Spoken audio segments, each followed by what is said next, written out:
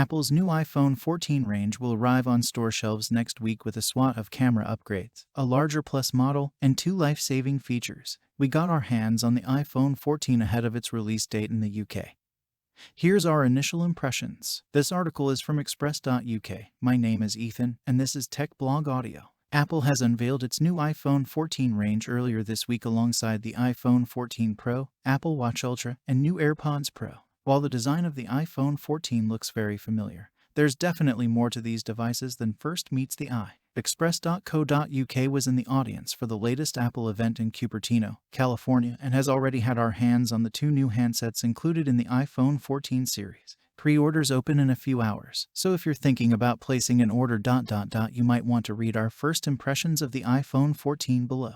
If you were hoping for a major design refresh this time around, there's both good and bad news. While the iPhone 14 looks identical to the iPhone 13 with the same flat edges, toughened ceramic shield glass, and a dual-lens camera that sits in a diagonal pattern. However, Apple has refreshed the colors available, with the lineup including Midnight, Blue, Starlight, and Purple, but when it comes to a major refresh, that's about it. Although there are no major changes to the look of the iPhone 14, fans can now choose to buy this device with a bigger 6.7 inches Super Retina XDR screen thanks to the launch of a Plus model. This supersized device joins the regular 6.1 inches screen size. There's no mini this year, with Apple ditching that Diddy device from the lineup.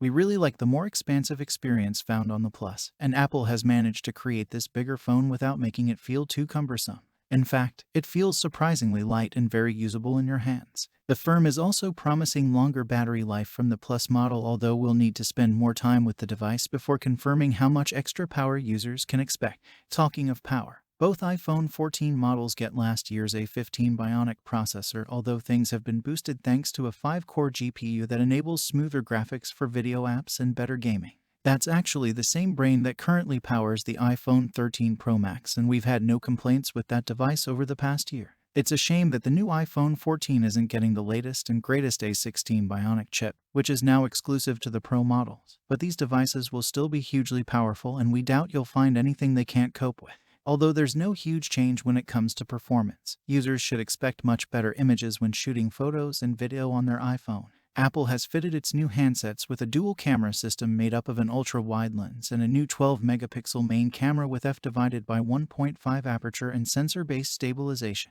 That tech enables something called action mode, which smooths out your video footage as you jog or sprint, like using an accessory like a gimbal or an action-focused camera like GoPro. We've seen numerous demos of this feature and it looks mightily impressive. We'll be running our own tests soon, so watch this space. We've also checked out images snapped on the camera system with improvements in low-light image quality, and that night mode appearing super impressive. In fact, the test snaps genuinely appear to look like they've been shot on a professional camera. Anyone who loves a selfie will also be pleased to hear that Apple has fitted a new 12-megapixel true depth camera, which boasts autofocus and the deep fusion image processing system for the first time. Photos of your face will never look so good. Some new features we've not been able to test is the satellite technology, which lets you send texts even when there's no mobile signal. It's a US-only function at launch, but hopefully more areas will get it soon. Crash detection, which alerts the emergency services after an accident, is also something we've not tried and hope we never need to.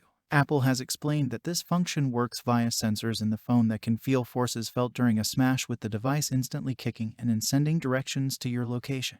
Of course, the iPhone 14 range also gets fast and wireless charging, good speakers, market-leading Face ID unlocking, and access to 5G data speeds. There's plenty to like on the new iPhone 14 range, but those opting for the Pro models will find bigger upgrades, including a camera notch that's now interactive thanks to an update called the Dynamic Island.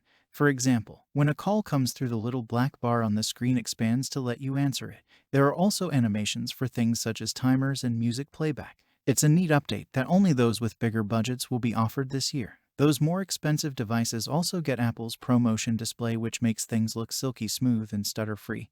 That technology still can't be found on the iPhone 14.